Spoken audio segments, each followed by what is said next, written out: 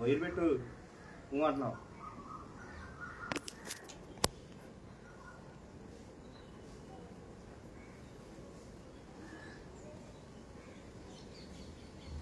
అందరం కాడ రెండు చేతులు పైకెత్త. ఒకసారి హల్లెలూయా చెప్దామా? రెండు చేతులు పైకెత్తండి అందరి కాడ. చేతులు ఉన్న వాళ్ళు మాత్రమే, చేతులు ఉన్న వాళ్ళు మాత్రమే రెండు చేతులు పైకెత్తి గట్టిగా దేవునికి ఒకసారి హల్లెలూయా చెప్పండి. స్వరం ఇచ్చిన వాళ్ళు గట్టిగా హల్లెలూయా. దేవునికి మహిమ కలుగును గాక. ఆమేన్. మీ అందరిని కాడ ఈ విధంగా చూడటం చాలా సంతోషపడుతున్నాను. ఆమేన్. ఎందుకంటే గడిచిన కాలం అంతా కాడ అనేక మంది, నేను చూస్తుండగా ఎంతో మంది మరణించిన వాళ్ళు చాలా మంది ఉన్నారు. కానీ దేవుడు మహా ఉచితం కృపను బట్టి దేవుడు నిన్ను నన్ను సజీవులుగా దేవుడు ఉంచాడు. హల్లెలూయా, హల్లెలూయా. దాన్ని బట్టి మనం ఎంతగానో దేవుని స్తుతించే బిడ్డలుగా మనం ముందును గాక. మనం వెళ్ళే పని పాటలో దేవుడు తోడై ఉన్నాడు, ఆరోగ్యాన్ని ఇచ్చాడు. అంతేకాకుండా ఆయన శక్తితో ఆయన కృపలో మనల్ని నడిపించుకుంటూ వెళ్తున్నాడు. ఆమేన్. ఈరోజు దేవుడు మనందరితో మాట్లాడుతున్న మాట ఏంటంటే, రక్షించబడిన నీవు గట్టిగా ఉన్నావా ఒట్టిగా ఉన్నావా అంటే, బాప్తిసం పొందిన తర్వాత నీవు సాతానికి లోబడిపోతున్నావా, దేవుని విషయంలో నువ్వు గట్టుకున్నావా అనేది ఈరోజు వాక్యం దేవుడు నాకు ఇచ్చిన ప్రత్యక్షత. హల్లెలూయా. ఎందుకు అంటే, చాలా సంఘాల్లో ఈ ప్రపంచంలో ఏమైపోతుందంటే, పాపాత్ములైన మనము ఎలాంటి వాళ్ళమంటే, పందిలాగా పొర్లుతున్న పాపంలో మనల్ని పాపము చేసి కుక్క తన వాకు తను మరలా తిన్నట్టు, ఆ విధంగా మనం చేసిన పాపాలు మరలా చేస్తున్నా కానీ దేవుడు తన ఉచితమైన కృపతో తన రక్తమునిచ్చి మనల్ని ఆయన ఏం చేశాడంటే కొనుక్కున్నాడు. హల్లెలూయా. ఆ రక్షించబడిన నీవు నేను ఎలా ఉంటామంటే, చాలా మంది నేను చూస్తున్నప్పుడు ఏమవుతుందంటే, మొదట్లో నువ్వు రక్షించబడిన నీవు చాలా బాగుంటున్నావు. రక్షించబడిన తర్వాత కొన్ని నెలలు కొన్ని రోజుల తర్వాత నువ్వు ఎలా అయిపోతున్నావు, నువ్వు ఒట్టిగా మారిపోతున్నావు. అలాగే ఎవరు మారిపోయారు ఈరోజు? బైబిల్ నుంచి కొంతమంది వ్యక్తులతో దేవుడు మనతో మాట్లాడును గాక. ఆమె మనం ఎలాంటి వాళ్ళమంటే, మొదట్లో యెహోషువ గ్రంథము 7వ అధ్యాయము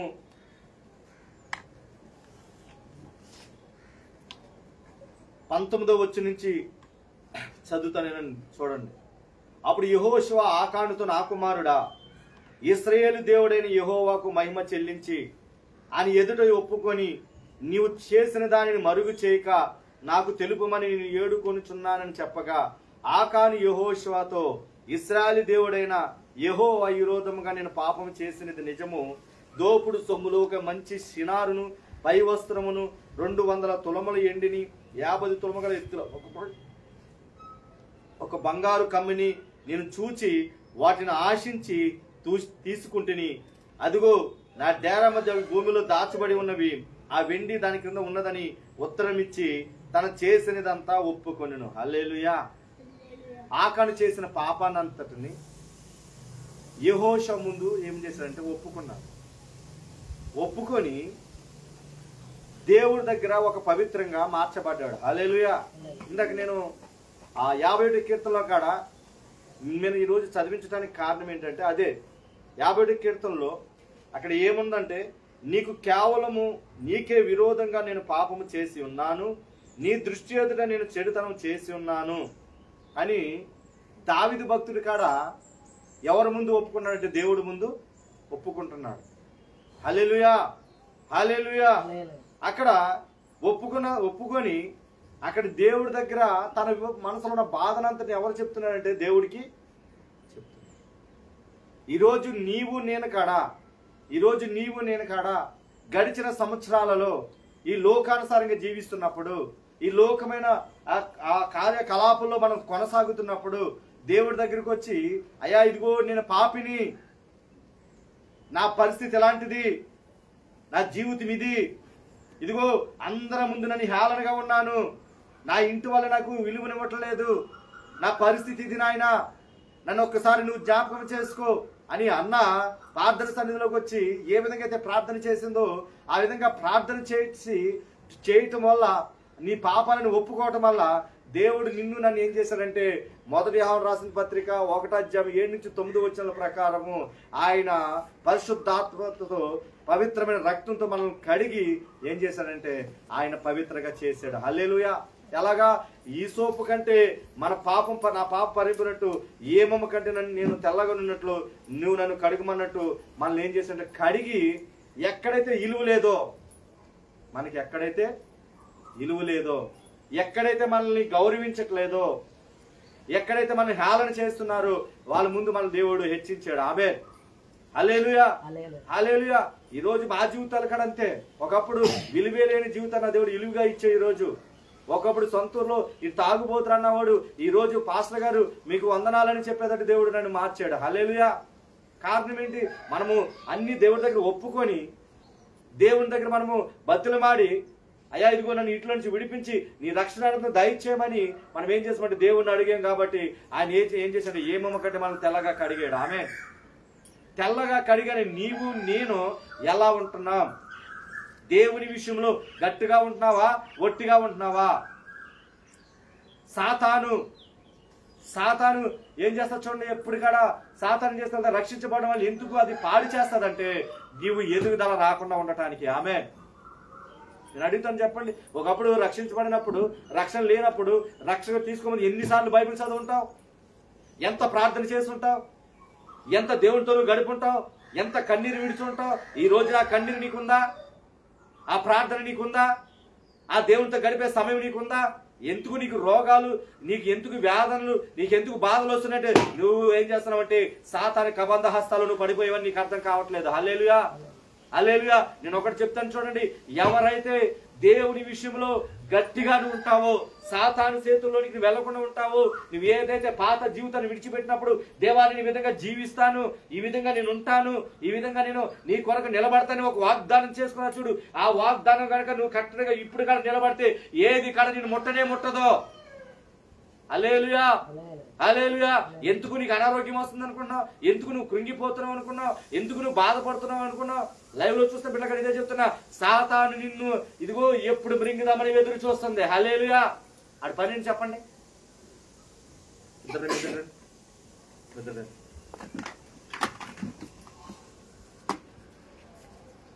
ఇప్పుడు వీడు దేవునిలో రక్షించబడిన బిడ్డ. ఎవరు? సామ్యూయేలు జీవనం. వీడికి రక్షణ ఏంటో తెలీదు. రక్షణ ఏంటో వీడికి తెలీదు. అసలు రక్షణ వీడు తీసుకోలేదు. వీడికి లోకానుసారంగా జీవిస్తున్నాడు. ఈడేం చేస్తున్నాడు? రక్షణ తీసుకున్నాడు. ఒకప్పుడు పాపం జీవితం నుంచి కడగబడ్డాడు. దేవుని మందిరానికి ప్రతి ఆదివారం చెప్పండి క్రమముగా వస్తున్నాడు. దేవుణ్ణి ఆరాధిస్తున్నాడు. దేవుణ్ణి ప్రార్థిస్తున్నాడు. దేవునితో సమయం ఎక్కువగా గడుపుతున్నాడు. గడుపుతున్న సమయంలో సాతాను ఈయన్ని ముట్టుకుంటుందా, ఈయన ముట్టుకుంటుందా? చెప్పాలా మీరు? ఎవరిని ముట్టుకుంటుంది? సామ్యూయేలు జీవనం ముట్టుకుంటుందా, లేకపోతే ఫినెహాసు సాత్వికుని ముట్టుకుంటుందా? సామ్యూయేలు జీవనం ఎందుకు ముట్టుకుంటుందో తెలుసా? ఈడు వాడి ఖాతాలో నుంచి బయటకు వచ్చేసాడు. ఎవరి ఖాతాలో నుంచి? సాతాను పెట్టే క్రియల నుంచి బయటపడి దేనికి ఈడు పొందుకున్నాడంటే జీవ కిరీటాన్ని పొందుకోవడానికి రెడీగా ఉన్నాడు. హల్లెలూయా. దేన్ని పొందుకోవడానికి? జీవ కిరీటాన్ని పొందుకోవడానికి రెడీగా ఉన్నాడు. ఈ జీవ కిరీటం వీడికి రాకుండా ఉండటానికి ఈయన ఏం చేస్తుందంటే ఆదివారం ఇలాంటి వాడి దగ్గరికి పంపిస్తారు. ఇలాంటి ఎక్కడ పంపిస్తుంది? చుట్టాలను పంపిస్తుంది. ఎక్కడ పంపిస్తుంది? ఎవరిని పంపిస్తుంది చెప్పండి? అరే సామ్యూయేలు జీవనం రా, క్రికెట్కి వెళ్దాం. అప్పుడే చుట్టాలు వస్తారు. అమ్మా మేము వచ్చాం కదా, నువ్వు చర్చికి వెళ్ళొద్దు, నువ్వు ఇంటికాడ ఉండు, లేకపోతే అప్పుడే ఏదో ఒక బంతి ఏదోటి వస్తుంది. వీడు ఎక్కడికి వెళ్ళాలని పని అవుతున్నాడు ఆదివారం. వీడు ఆల్రెడీ సోమవారం నుంచి శనివారం వరకు ఏం చేస్తాడు? ఎలాగైనా ఆదివారం వెళ్ళాలా, ఎలాగైనా ఇదిగో వాక్యం వినాలా, నన్ను నేను పరిశుద్ధపరచుకోవాలా, నా జీవితాన్ని మరుగుపరుచుకో, ఇంకా దేవునికి ఇష్టకరంగా మార్చుకోవాలని ఈ ముందుకెళ్తుంటే ఈ సాతాను ఏం చేస్తుందంటే వీడి దగ్గరికి పంపిస్తానే. ఈ రోజు జీవితాలు ఎలా ఉన్నాయంటే అదే స్థితిలో ఉన్నాయి. హల్లెలూయా. నీవు రక్షించబడిన తర్వాత దేవునితో నువ్వు ఎదుగుతున్న సమయంలో సాతాను ఏం చేస్తుందంటే నిన్ను పడగట్టడానికి ఒట్టిగా చేస్తుంది. హల్లెలూయా. హల్లెలూయా. ప్రియమైన దైవ జనమా చూడండి, సాతానికి రక్షించబడిన వాడితో పనే లేదు.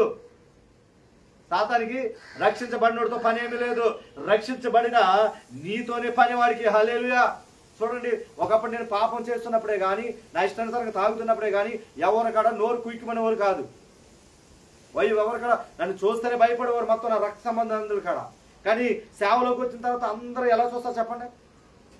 తక్కువ చేయటం మొదలు పెడతారు, రక్త సంబంధం తక్కువ చేయడం మొదలు పెడతారు, హేళన చేస్తారు.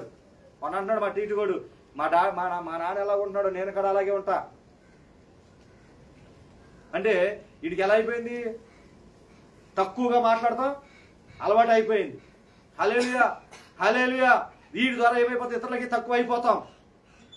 అంటే వాడు ఏదో విధంగా మనసును బాధ పెట్టాలా, ఏదో విధంగా మనల్ని కృంగదీయాలా, ఏదో విధంగా మనల్ని ఏం చేస్తుందంటే బలహీనత పరుస్తుంది. అందుకే చూడండి, మనము ఏదైనా విషయంలో కనుక నేను అంటాను, అందుకే సేవకు పిలిచినప్పుడు దేవుడు ఒక తీర్మానంతో రావాలా.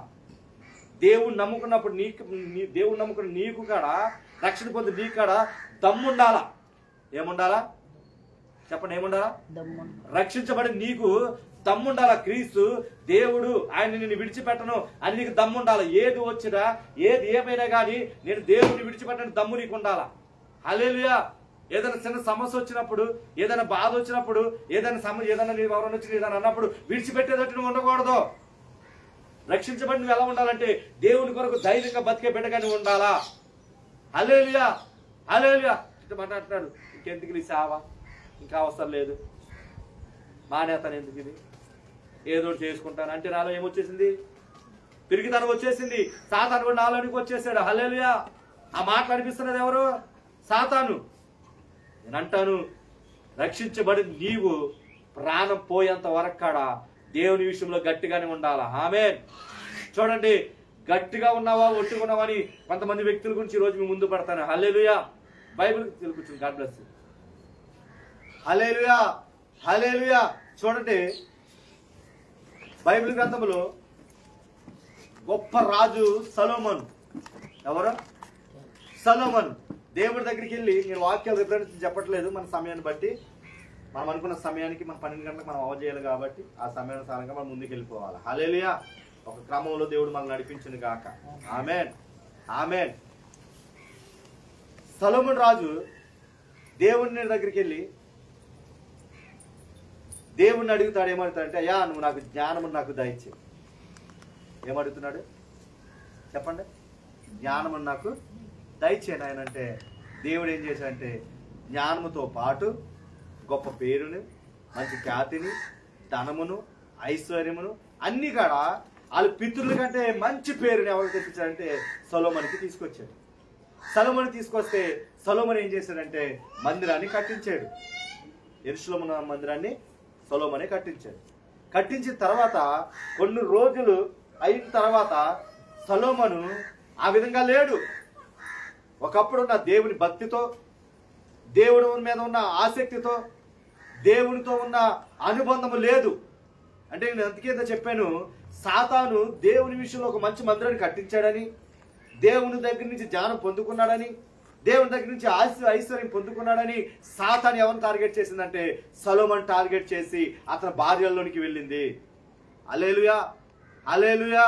చూడండి, చాలా కుటుంబాలు ఈ రోజు నేను ఈ యూట్యూబ్లో చూస్తుంటే భయంకరంగా ఉన్నాయి.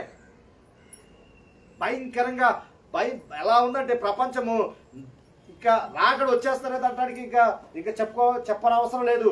ఒకరి మీద ఒకరు హత్యలు, చిన్న చిన్న పిల్లల మానభంగాలు, భర్తల మీద వ్యతిరేకతలు, భర్తలను చంపేయడానికి రెడీగా ఉన్న స్త్రీలు మొదలైపోయారు. ఒకప్పుడు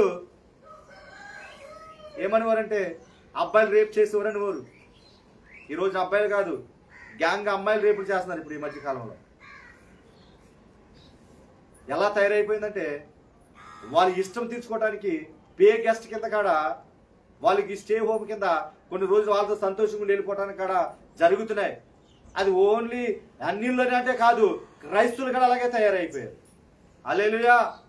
సిటీలో జంట నగరాలు అదే జరుగుతుంది. బిడ్డలారా, నేనేమంటానంటే నీవు ఫస్ట్ రక్షించబడ్డావు చూడు, ఆ రోజును మర్చిపోకూడదు. నువ్వు ఫస్ట్ నీ బాధల నుంచి దేవుడి దగ్గరికి కొనబోయి, అయ్యా నా పరిస్థితిని చూడు నాయన, నా భర్తను చూడు ప్రభా, నా భర్తను మార్చేయ్యా, నా బిడ్డలు మార్చేయ్యా, ఇదిగో నేను ఈ స్థితిలో ఉన్నానయ్యా, నన్ను ఒకసారి జ్ఞాపకం చేసుకొని అడిగేవి చూడు. అది నువ్వు మర్చిపోతున్నావు. హల్లెలూయా. అది మర్చిపోయి నీ ఉన్న స్థితిని బట్టి నువ్వు విర్రవీగిపోతున్నావు. నేను అందుకన్నాను, అది నీలోని మాట్లాడిచేది ఎవరో నీకు తెలుసుకోవాలా. తెలుసుకోలేకపోతున్న కారణం ఏంటంటే సాతాను నిన్ను అంటుకొని ఉన్నదని తెలియట్లేదు. హల్లెలూయా, హల్లెలూయా. రక్షించబడి నీవు దేవుల్లో గట్టిగా ఉంటే నీ భర్తతో నువ్వు ఎలా ఉండాలో నీకు తెలుస్తుంది, నీ బిడ్డలతో నువ్వు ఎలా ఉండాలో తెలుస్తుంది, నీ వెళ్ళే పని పాటలు ఎలా ఉండాలో తెలుస్తుంది, నీ జాబులు ఎలా ఉండాలో తెలుస్తుంది, నీ తోటి వాళ్ళతో ఎలా ఉండాలో తెలుస్తుంది, సంఘ పరిచయం ఎలా చేయాలో కూడా నీకు తెలుస్తుంది. హల్లెలూయా. సంఘ పరిచయం అంటే ఒక వాక్యమే కాదు, తుడిచే పరిచయం అన్నది మామగారు. అయ్యా ఒకప్పుడు నేను చేసినట్టు నేను చేయలేకపోతున్నాను, ఒకప్పుడు నేను తుడిచినట్టు నేను తుడిచలేకపోతున్నాను. నువ్వు రక్షించబడినప్పుడు ముందు అందరికన్నా ముందు వచ్చేసి చేపలు వేసేసి తుడిచేసి అంతా నీట్గా పెట్టేదాను కదా. ఏమైపోయింది ఆ భక్తి? అది ఒట్టిగా అయిపోయిందా, గట్టిగా ఉందా? ఈరోజు నువ్వు చేయట్లేదంటే నువ్వు ఒట్టిగా అయిపోయావని అర్థం. హల్లెలూయా. మరి ఈ రోజు సంస్థ సొలొమోను కూడా అదే కదా, అన్ని అంత మంచి మందిరాన్ని కట్టించి అంత ప్రేరేపిత ఆ యెరూషలేములో మందిరం కట్టించిన వాడు ఈ రోజు అమ్మాయిలతో ఉండటానికి కారణం ఏంటంటే ఆయన భక్తి గట్టి కాకుండా ఒట్టిగా. హల్లెలూయా, హల్లెలూయా. ప్రియమైన దైవ జనమ, నా దేవుడు చెప్తున్నాడు, నువ్వు ఒట్టిగా ఉండే వ్యక్తిగా నువ్వు ఉండకూడదు.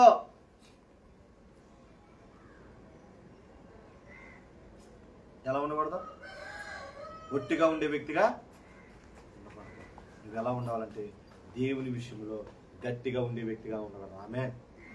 రక్షించబడి నువ్వు ఎలా ఉండాలంటే ఏమి జరిగినా కానీ దేవునికి ఇచ్చిన మాటను తప్పిపోకూడదు. హల్లెలూయా. దేవునికి ఇచ్చిన మాట.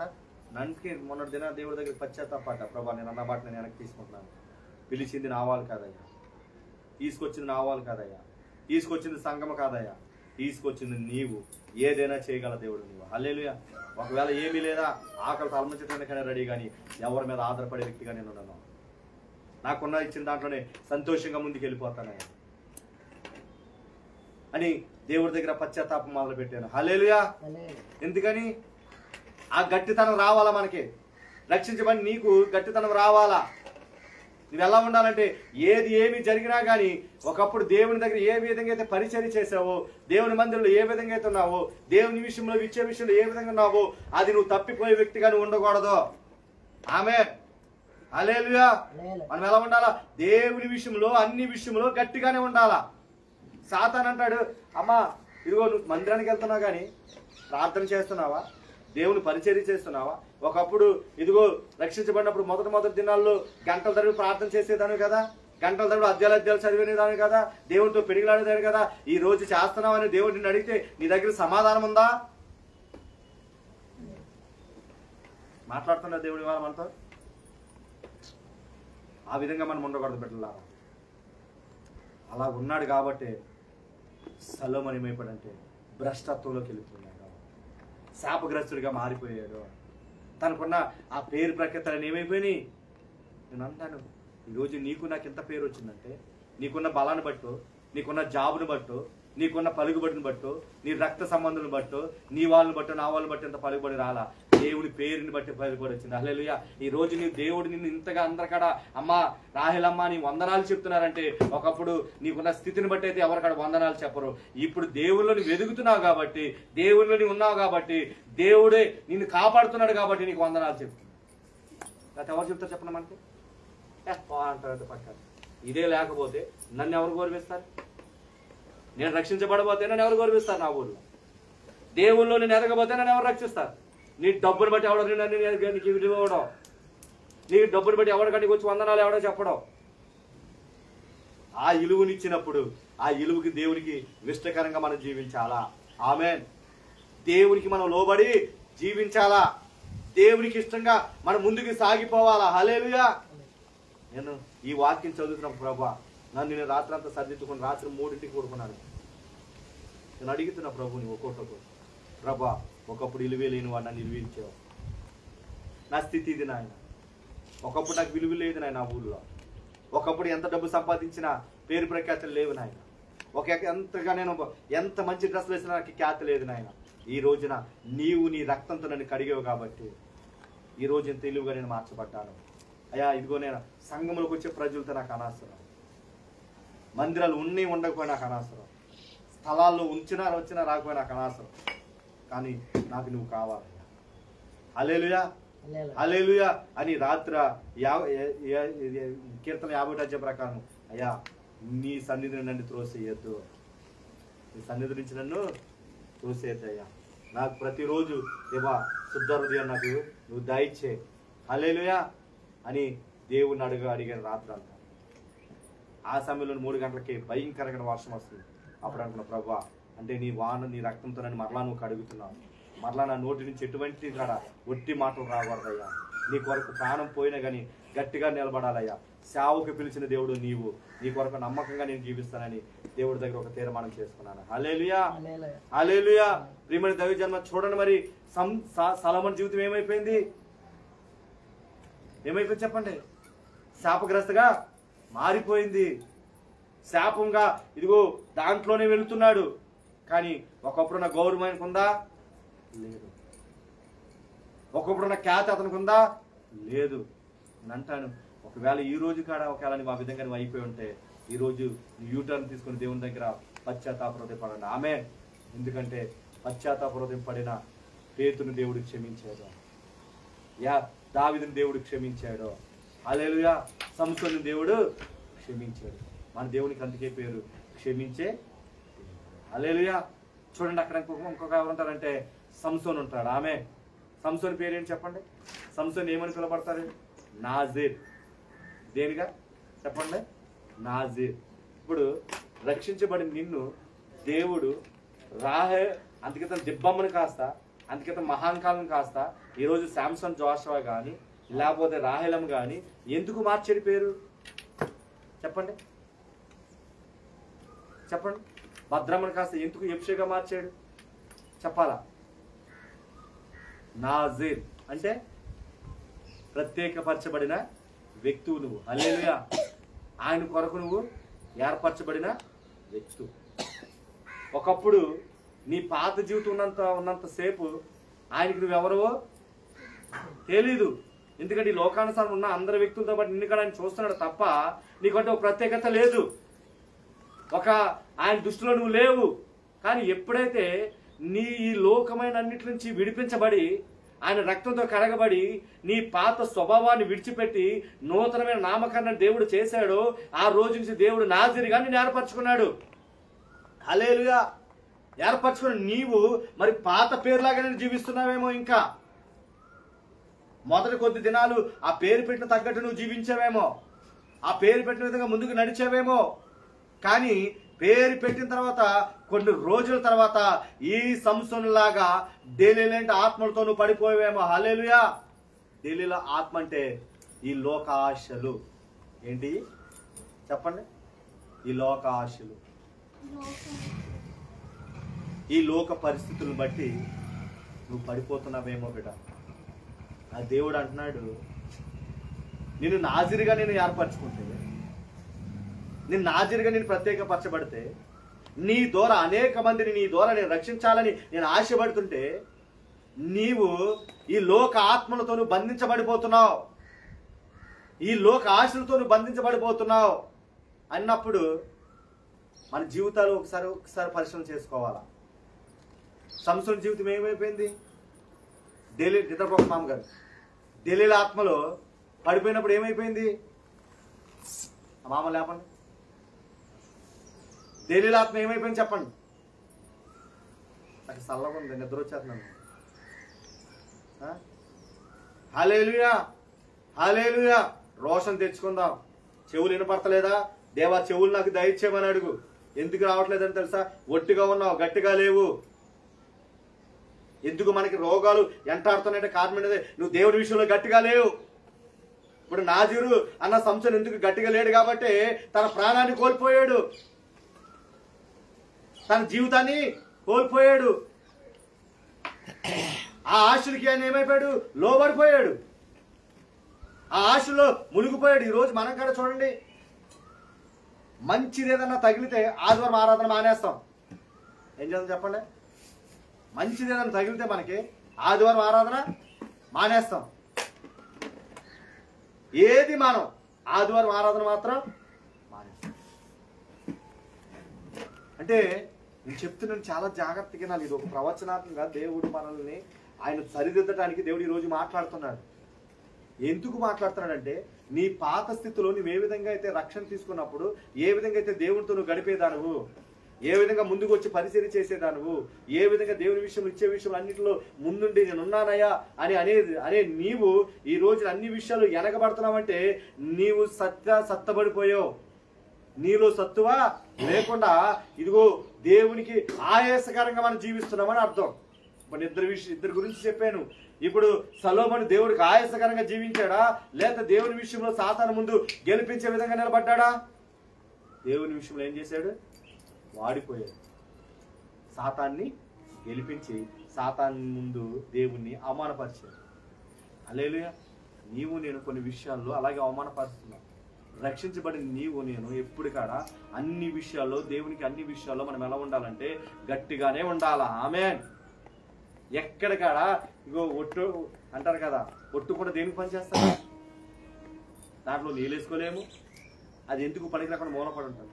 ఈరోజు నీ బ్రతుకు అలాగే ఉంది కాబట్టి, ఒట్టండుకుంటుకుండా బతుకుంది కాబట్టి నీ జీవితంలో ఆశీర్వాదాలు రావట్లా, నీ జీవితంలో ప్రతిఫలం లేదు, పరిచర్యంలో ఆశీర్వాదం ఎందుకు లేదంటే ఒట్టుకుండా ఉన్నాం మనం. అందుకు ఆశీర్వాదం ఏమైపోతుంది? ఆగిపోతుంది. బిడ్డలా ఒకటే చెప్తున్నాను, నాజిరిగా అన్నిటి దేవుడు పిలుచుకున్నాడు. సొలొమోను లాగా నీకు మంచి పేరు ప్రఖ్యాతలు ఇచ్చాడు.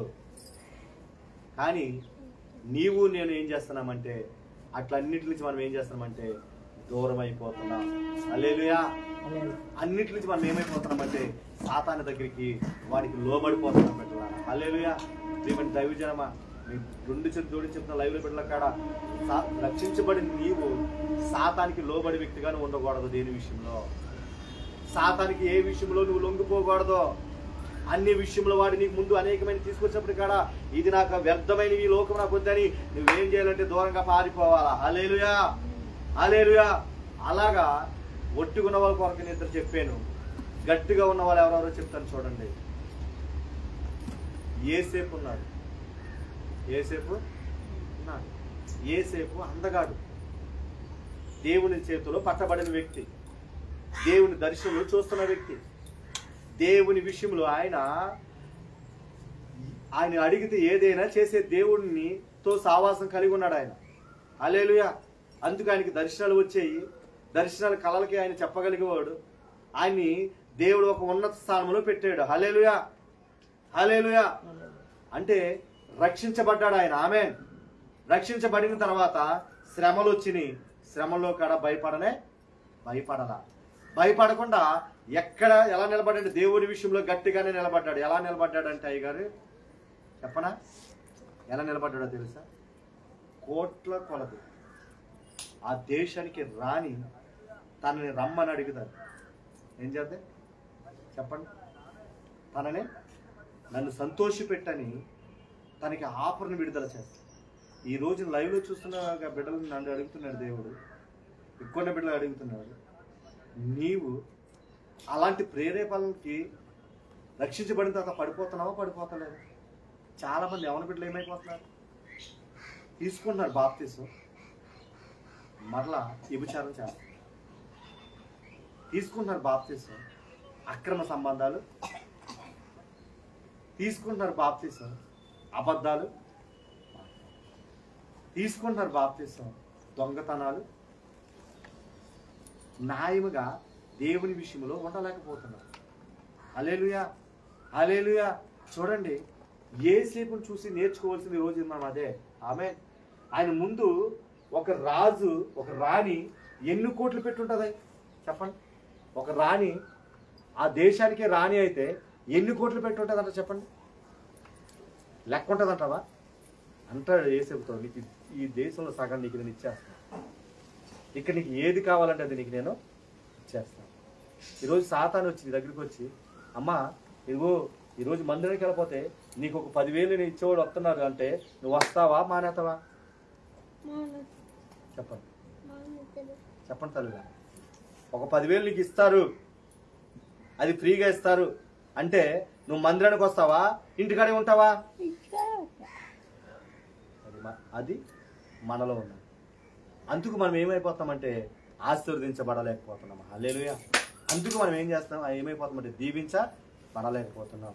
కానీ ఏసేపు అతను ఫలించే కొమ్మలాగా అతను ఆ గోడలకి ఆపించడానికి కారణం ఏంటంటే ఈ లోకంలో దేనికి ఆయన బందీ అయిపోలేదు. హల్లెలూయా. దేని మీద ఆశపడలేదు. ఆయన ఒట్టిగా లేడు. రక్షించబడిన ఆయన ఒట్టిగా గట్టిగానే. హల్లెలూయా. గట్టిగా ఉంటే ఏం జరుగుతుందో చెప్తున్నాను ఈరోజు మీకు. నీవు ఈ రోజు కష్టాలు ఉండొచ్చేమో, నువ్వు నలిగిపోతున్నావేమో, వేదన పడుతున్నావేమో, ఈ శ్రమల్లో అయినా కనుక దేవుడి రక్షించబడిన నీవు దేవుని విషయంలో గట్టిగా దేవునితో సావాసం చేస్తూ దేవునికి ఇచ్చిన మాటను నిలబెట్టుకుంటూ దేవునిలో ముందుకు సాగిపోతే గనక ఒక రోజు వస్తుంది. ఆ రోజుని దేవుడు యేసేపు హెచ్చించినట్టు నిన్ను నన్ను హెచ్చిస్తాడు. హల్లెలూయా.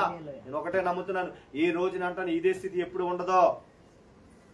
మనం నమ్మకంగా దేవుని విషయంలో గట్టిగా రక్షించబడి నీవు నేను గట్టుకుంటే దేవుడు యేసేపుని ఏ విధంగా అయితే ఆ దేశానికి ప్రధానమంత్రిగా చేశాడు, ఒక రోజు నీవు నన్ను కాడ ఈ రోజు ఒక దగ్గర తీసుకున్న చేయి నిన్ను ఇతరులకు ఇచ్చేటట్టు నా దేవుడు చేస్తాడు. హల్లెలూయా. హల్లెలూయా. ప్రియమైన దైవజనమా, నన్ను అందుకే ఒట్టి మనుషులుగా మీరు ఉండకూడదు. ఒట్టి మనుషులుగా మీరు ఉండొద్దు. ఏదేమైనా సరే రక్షించబడి నీవు ప్రభు బలి ఆరాధనకి కానీ, ఆదివారం ఆరాధన కానీ, ప్రత్యేక ఉపవాస ప్రార్థనలకు కానీ, దేవుని విషయంలో, దేవుని ప్రతిష్టార్పణ విషయంలో, మొక్కుబడుల విషయంలో, కానుకల విషయంలో, ఆయనకి దశభాగ విషయంలో, దేని విషయంలో కాడ నువ్వు దొంగిలించే బిడ్డగా ఉండకూడదు. దేవునికి ఇచ్చే విషయంలో ఉండాలి. ఆమేన్. ఆ విషయంలో నీ నమ్మకత్వాన్ని దేవుడు చూస్తాడు. మనం ఎలా ఉంటున్నాం, దేవుని విషయంలో రక్షించబడిన నీవు యేసేపులాగా యథార్థంగా నీతిగా జీవిస్తున్నామా, లేకపోతే ఆయనకి అయిష్టకరంగా మనం జీవిస్తున్నామా అని అడిగితే నీ దగ్గర సమాధానం ఉందా? యేసేపు అంటాడు, అయ్యా నువ్వు దిగి వచ్చినా నీతో పాటు నేను పరలోకి రావడానికి నేను రెడీగా ఉన్నాను అంటాడు. మరి నువ్వు అనగలుగుతావా? నువ్వు చెప్పగలుగుతావా మాట? దేవుని ముందు ధైర్యంగా నిలబడగలుగుతావా? దేవుని విషయంలో నేను అన్ని పర్ఫెక్ట్గా ఉన్నానని చెప్పగలుగుతావా? పర్ఫెక్ట్గా ఉన్నాను అని చెప్పే కృప దేవుడు మనకి ఇచ్చును కాక. ఆమె ఒక్కరు చేతమని చెప్తారు. లైవ్లో ఉన్న ఎవరైనా వచ్చిన చేతమంటే నీ పాడి పలంగా దేవుడు వస్తున్న పరలోకానికి వెళ్తామంటే ఒక్కరి కాడ చెప్పడానికి రెడీగా. ఇంకెందుకు మనం భక్తి చేయటం, ఇంకెందుకు మనం చేయటం? ఇక్కడ ఆకాన్ ఏం చేశాడు? దేవుడి దగ్గర వచ్చి ఒప్పుకొని ఇంకా మరలా ఎప్పుడు కదా తన వైపు చూడను కాడా. దావీదు కాడ పాపం చేసిన తర్వాత దేవుడి దగ్గర ఒప్పుకొని మరలా ఎప్పుడు కదా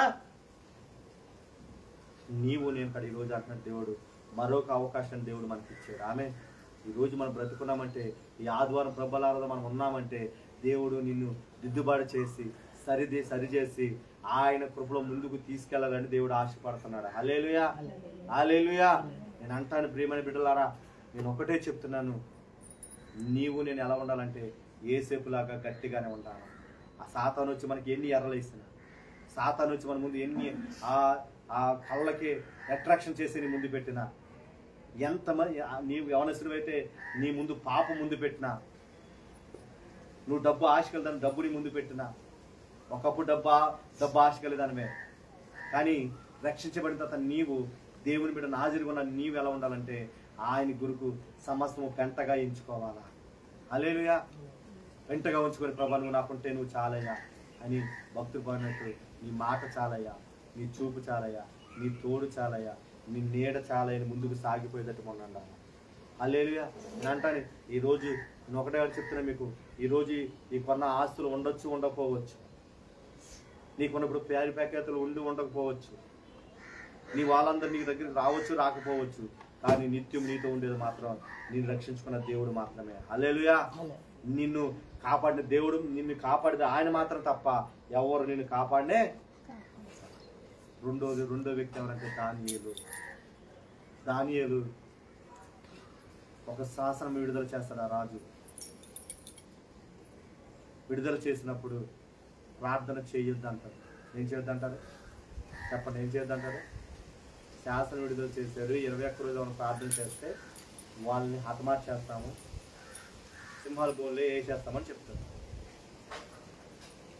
అప్పుడు నీవు ఇప్పుడు ఒకవేళ ఇప్పుడే అనుకున్నాం, ఎవడైనా ఒక పిస్తోల్ తీసుకొచ్చి రాహిలమ్మ ఉంటావా వెళ్ళిపోతావా ఇక్కడ, ఇంకా ఈ దేవుని వదిలిపెడతావా లేదంటే ఏం చేస్తావా? సత్యవతి గారు ఏం చేస్తారు? చెప్పలు కొట్ట. మరి సత్యవతి గారికి వదిలిపెడతాను. చెప్పలు కొట్ట. ఆ విధంగా గట్టిగా మనం ఉండాలి. అవునే.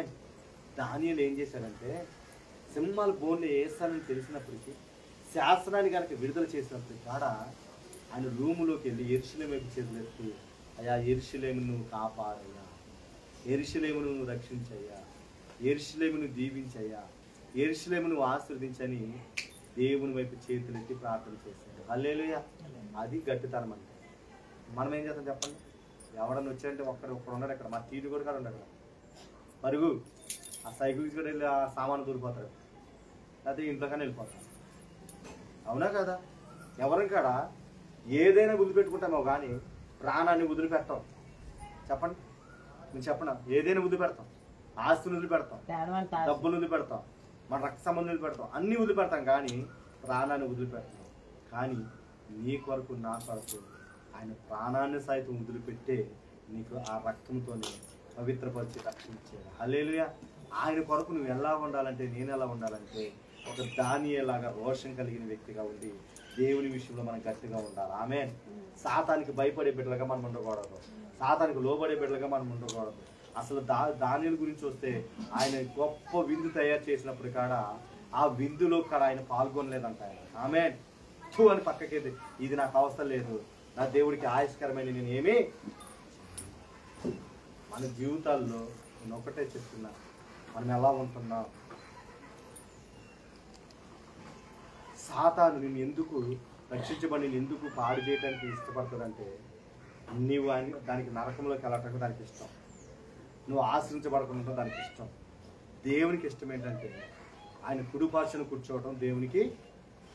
హల్లెలూయా. హల్లెలూయా. దేవునితో నువ్వు ఉండటం, దేవునితో నువ్వు ఆరాధించటం దేవునికి ఇష్టం పెట్టాలి. అందుకు దేవుడు ఏమంటాడంటే ఈరోజు సంసోను లాగానే ఉండొద్దు, సొలొమోను లాగా నువ్వు కొద్ది కాలం గట్టిగాను కొద్ది కాలం ఒట్టిగాను ఉండకూడదు. నువ్వు ఎప్పుడు కూడా ఎలా ఉండాలంటే గట్టిగానే ఉండాలి. ఆమేన్. ఎలా ఉండాలా? ఇప్పుడు ఇదేంటి కొబ్బరి చెట్టు వేసింది, ఆ కొబ్బరి చెట్టుకి ఆ గట్టి నేను ఎన్ని సంవత్సరాలు అయింది? ఇక్కడ 5 సంవత్సరాలు అయింది. 5 సంవత్సరాల నుంచి ఆ గట్టి అలాగే ఉంది. ఎందుకని?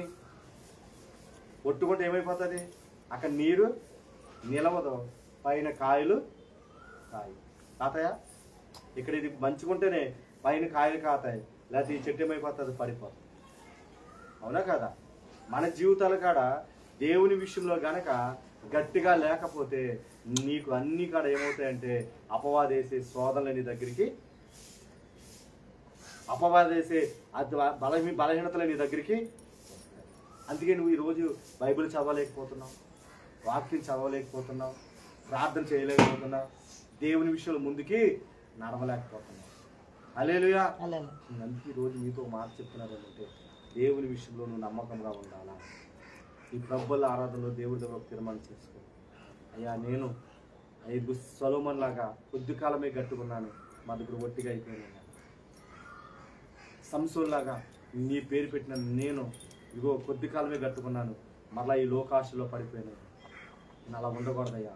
యేసేపు లాగా అన్ని విషయాల్లో నేను గట్టిగా ఉండాలయ్యా, దానియేలాగా అన్ని విషయాల్లో నేను గట్టిగా ఉండాలయ్యా. ఆ కృపను నాకు దయచేయమని ప్రార్థన చేసుకున్నాను. లేచి నిలబడతాను. అందరం ఇక్కడ ప్రార్థన చేసుకుంటాం. ప్రభా ఆ కృపను నాకు దయచేయమన్నాడు, ఆ కృపను నాకు దయచేయమన్నాడు. ఎవరికైనా పశ్చాత్తాపడండి, ఎవరికైనా పశ్చాత్తాపం లేచి నిలబడగల ఒప్పుకుంటే కనుక లేచి నిలబడి, ప్రభా ఇదిగో నీకు కేవలము నీకే విరోధంగా నేను పాపం చేస్తున్నాను, ఇప్పుడు నాతో నువ్వు మాట్లాడేవయ్యా, నీ దుష్చేత నేను చెడుతనం చేస్తున్నా నువ్వు నాతో మాట్లాడేవు ప్రభా. అయ్యా ఇదిగో నేనే ప్రభా, అయ్యా నా పాపమును నాయన, అయ్యా ఈ సాపుతో నా పాపను పరిహరింపి ఏమమ్మ కంటే నన్ను తెల్లగా చేయను ఆయన. ఒకప్పుడు రక్షించబడినప్పుడు నిన్న ఆ స్థితి నాలో లేదయ్యా, ఒకప్పుడు రక్షించబడిన ఆ స్థితి, ఆ ప్రార్థన, ఆ ఆత్మ నాలో లేదయ్యా. అయ్యా నేను ఒట్టిదాన్ని అయిపోయినాయా, ఈ రోజు నేను ఎంతో బలహీనత పడుతున్నానయ్యా, అపవాది నేను వేలుబాటు చేస్తుంది నాయన, దాన్ని జయించలేకపోతున్నానయ్యా. నాకు నేను గట్టితనం దాయిచ్చేను, నీ గట్టిగా నేను ఉండాలేసయ్యా. సాతాన్ని ఓడించి నా ఈదులో నీ నామాన్ని గణపరిచే బిడ్డగా నేను ఉండాలయ్యా. అది నా దగ్గర రావాలంటే భయపడాలయ్యా.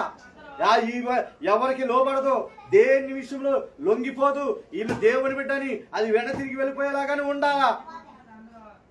ఒక యేసేపులాగా నన్ను మార్చు ప్రభా, ఒక దానియేలాగా నన్ను మార్చు నాయన. నీ కొరకు రోషం గల జీవితం నాకు దయచేయి నాయన. అయా రోషం గల జీవించడానికి నీ కృపను అనుగ్రహించి ప్రభా. ఏ విషయంలో నేను తప్పిపోకూడదయ్యా, ఏ విషయంలో నేను తప్పకూడదయ్యా. నీ బైబిల్లో రాసిన అయ్యా ప్రతి ఆజ్ఞ ప్రకారం నేను ముందుకు వెళ్ళాలయ్యా. ఎక్కడగా నేను తప్పిపోకూడదనయ్యా. నీ కృప నాకు దయచేయను, నీ కృప నాకు దయచే ప్రభుని. దేవుడి దగ్గర అయ్యో ఒక సిద్ధపరిచే ఆకాని ఎలాగైతే ఒప్పుకున్నాడు, దావీదు ఏ విధంగా అయితే ఒప్పుకున్నాడు, ఆ విధంగా ఒప్పుకొని పేతురులాగా పశ్చాత్తాపడి యేసు నామములో మరలా నూతన శక్తిని నువ్వు పొందుకొని దేవుని విషయంలో ఒక మహిమ గల వ్యక్తిగా నువ్వు ఈ ప్రాంతం విడిచిపెట్టి నువ్వు వెళ్ళునిగాక. ఎప్పుడు జీవించే వ్యక్తిగా నువ్వు జీవించకూడదు. ఎక్కడేసిన గొంగలు అక్కడ లాగా ఉండకూడదు. నీలో ఎదుగుదల రావాలా, ఆ ఎదుగుదల నీలో దేవుడు చూడాలా. ఆ దేవునిలో నమ్మకంగా ఈ బిడ్డ ఉన్నది, బల నమ్మకమైన దాసురాలు అనాలా.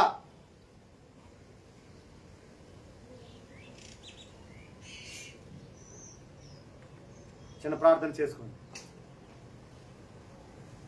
చిన్న ప్రార్థన చేసుకోండి. దేవుని విషయంలో దేవునికి నమ్మకంగా ఉండాలి.